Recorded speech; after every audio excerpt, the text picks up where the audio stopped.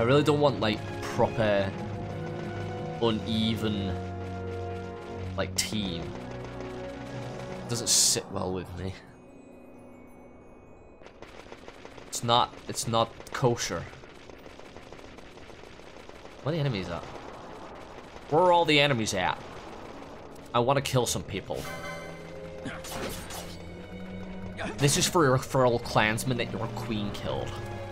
I've actually met the queen. She looks like a giant fucking alien. She looks like they're called Necros? Not Necros. What are the ones in fucking 40k called? Like the reptile fuckers. Where they have like, are they called skinks and shit with them? I don't know. And I think I want to go right up first. Right up here. Little exploration over there. Give me some nice little kills as well, these cunts. As you can see, there's many of them.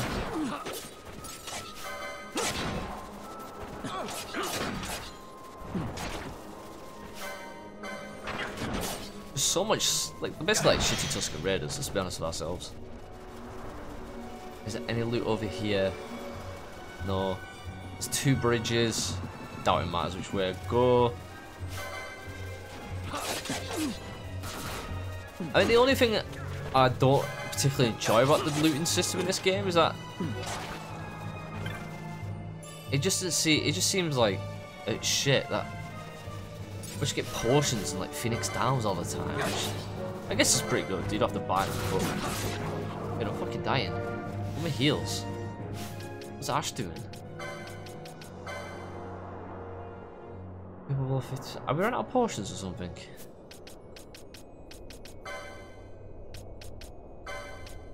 No, we have 61.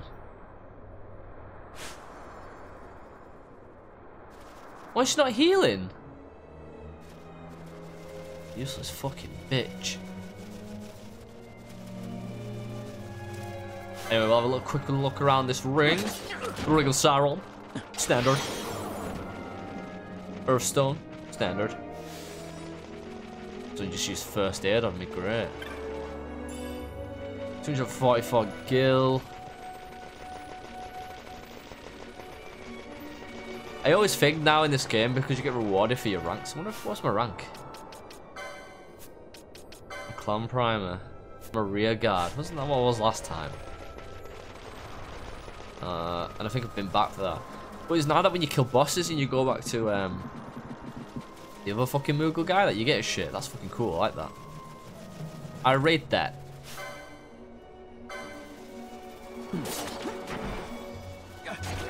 Still? Like, what do I have to do to get her to heal me? I don't get it. Gambit, potion, ally, HP, on. It isn't on. Thank you, Ash. Thank you for finally doing something.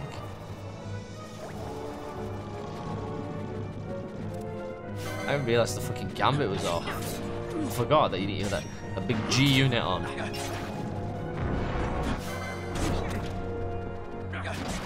Big G unit.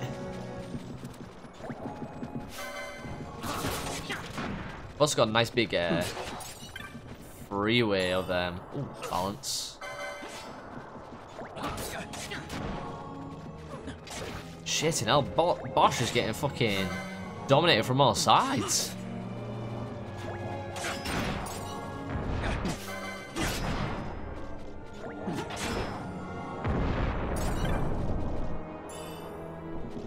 I know the loot was fucking standard loot, wasn't it? It wasn't really anything fucking amazing.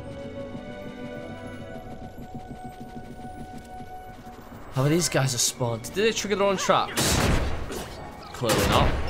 Fucking hell, Barsh, what are you doing? And as if there isn't a fucking, like, mass heal. We just, like, fucking Jack Kuraga, mate. Kuraga. Also, I can swap him out now, which I like. Just getting a bit sick of the sight of Bosch. I know he does, like, a nice bit of damage, but fuck him. Okay, I'm still combat, technically.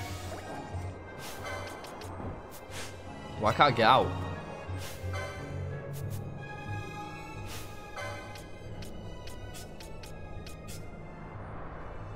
Yeah, that'll do. Penelo's like level 17. Like, how the fuck is she leveling so high?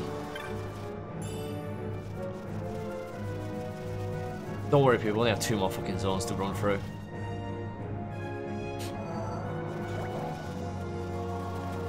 Leave a comment, like, what are your thoughts on like this little bit more long-winded form of Final Fantasy, where I'm actually fighting everything and not like cutting.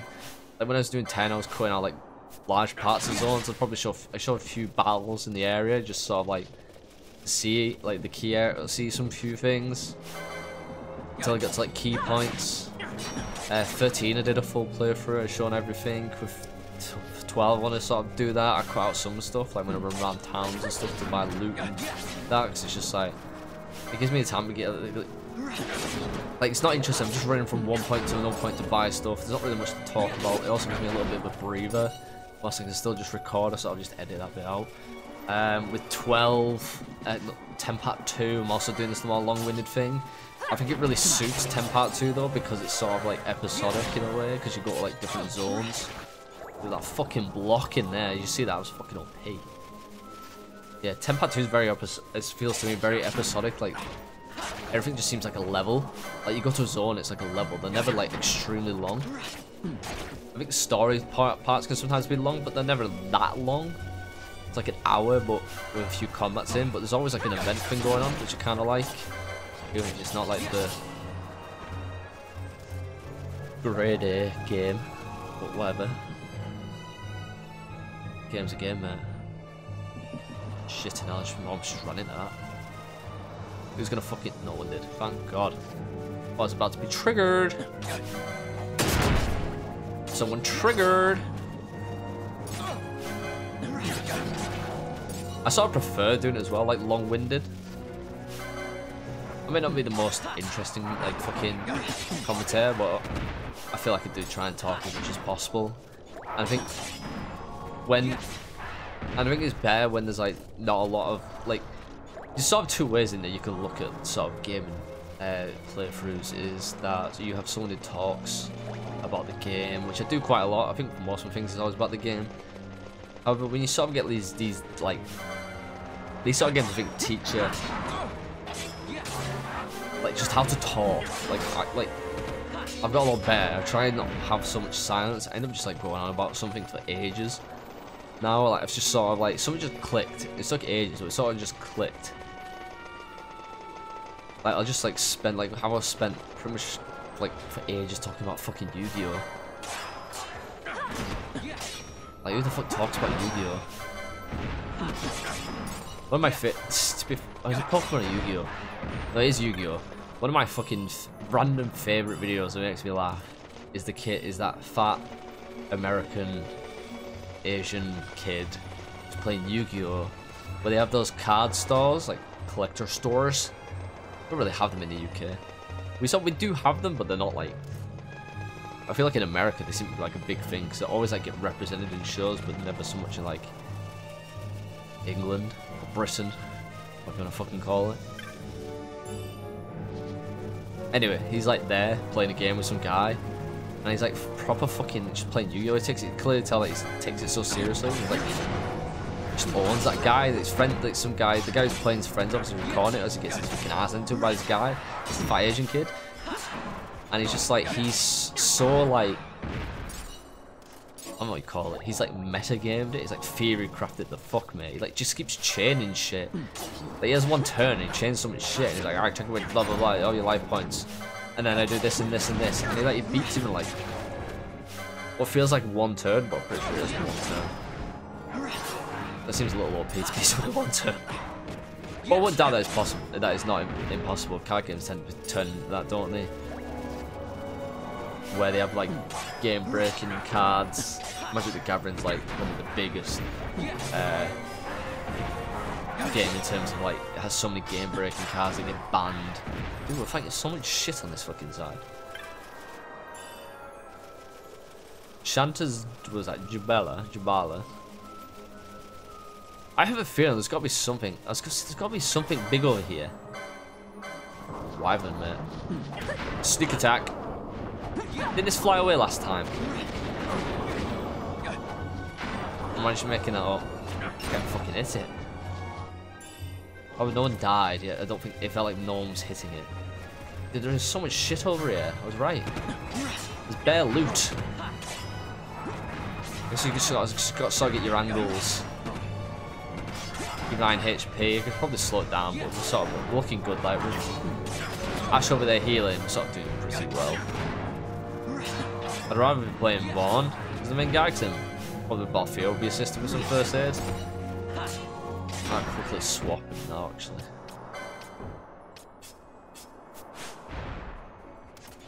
Yeah. I just prefer playing Vaughn. It just seems right. He's the main guy. And these bird things, they love a bit of fucking bird people, don't they? Is it? Which one is it? It's 13 in it, where they have like the ones which have like one leg. They're on like one leg. 2k gill. There's a lot of gill over here. A lot of Jill.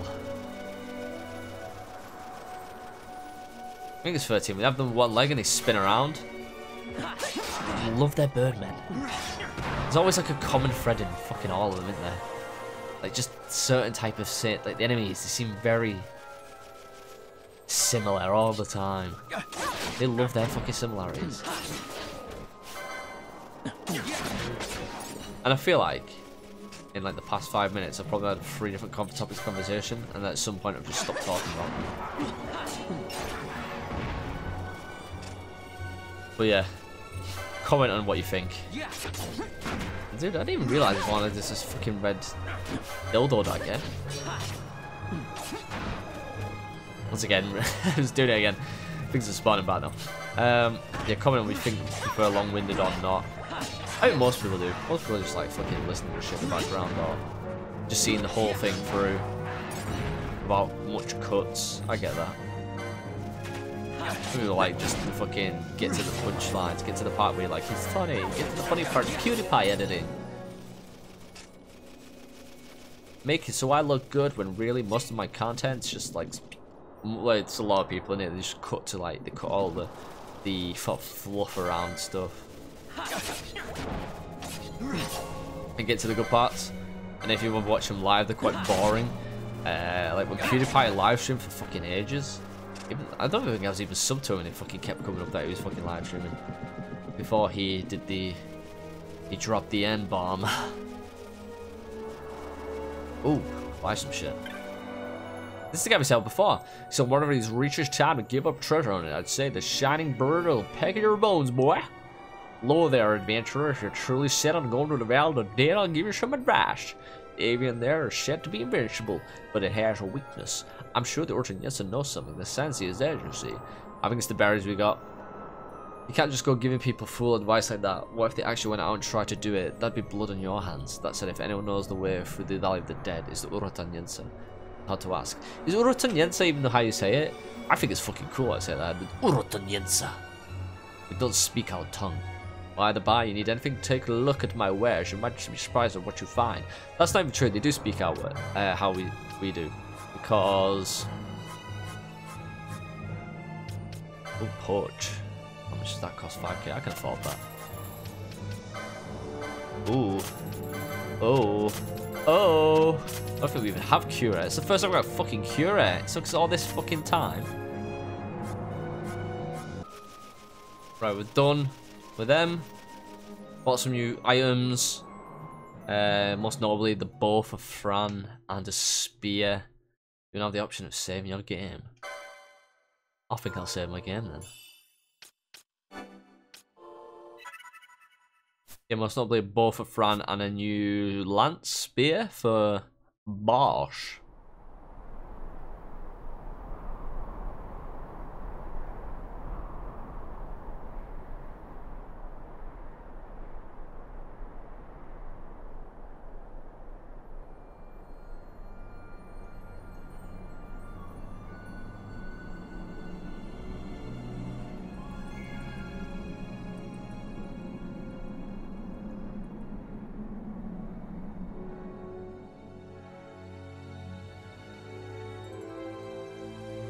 Some sort of conspicuous temple. Right. I bet there's gotta be, I bet at least one chest hidden somewhere. Never mind.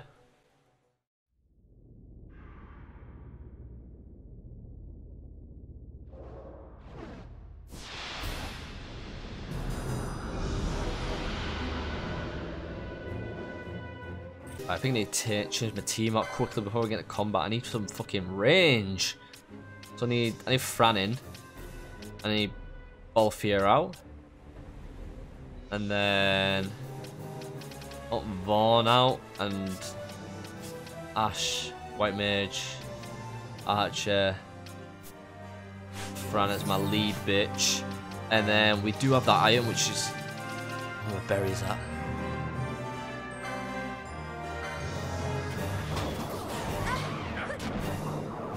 Did I been put to sleep? I'm actually doing quite well against it.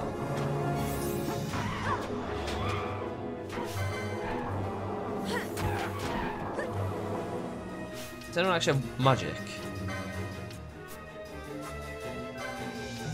Silence Aqua, deal war damage to one foe. Well, this is like an easy fucking boss, but I was expecting it to be fucking hard.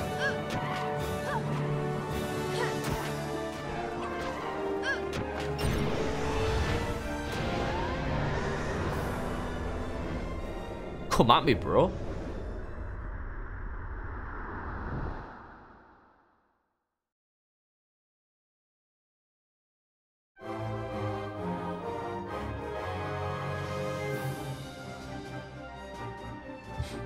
Fran leading the charge there. I was expecting the cutscene, but never happened.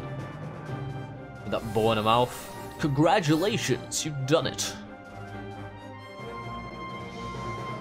Something tells me in this tomb we're going to be facing off a lot of bosses, or at least strong enemies. I never realised Pinella was wearing such thick leggings.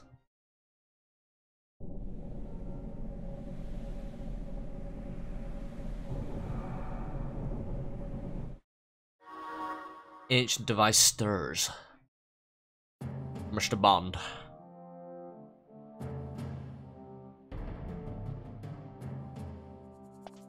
Long ago, the gods granted their favor to King Wraithwall, who would oversee the subjugation of a vast territory spanning from Mordalia to Valendia.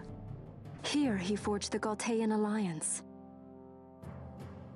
Though he is called the Dynast King, upon establishing the alliance, he demonstrated compassion for his people and disdain for needless war. A philosophy passed on to his successors, one that would bring peace and prosperity for hundreds of years to follow. It was during this time of peace that the city-states of Arcadia and Rosaria, each members of Wraithwall's alliance, took root and flourished. Wraithwall left 3 relics signifying descent from the Dynast King. Of these, the Midlight Shard was given to what would become House Nabradia, and the Dusk Shard to my ancestors, the founders of Dalmasca. The last of these relics was the Dawn Shard. It remained hidden here, known only to those of royal blood. As though the Dynast King foresaw the very plight before us now. None save descendants of the king are suffered within. If we attempt to enter without proof of such lineage... There's no guarantee we'll make it out alive. Vicious beasts, fiendish traps, something like that. Mm-hmm. But you must consider the prize. The Dawn Shard lies within, and Wraithwall's treasure. And there was I, thinking this was going to be hard. Me too. Me too. Dude, they've come in. This sells more shit. You killed the avian. Amazing. I've never seen such a magnificent structure. Looks like some sort of tomb. The wealth it would take to build such a thing. Think of the treasure it must hold. And the horde of ravenous monsters. I don't doubt. Me, I value life over loot. I go no farther, but you should find something. I'm sure I can be persuaded to be part of you, Gilfrey. If you need out, of course, I'm your man. If he's like suddenly got like new items, I'm gonna be fucking pissed. Which he hasn't, thank God. I've got all that shit, so I don't even need this guy. He's useless to me. I don't need you.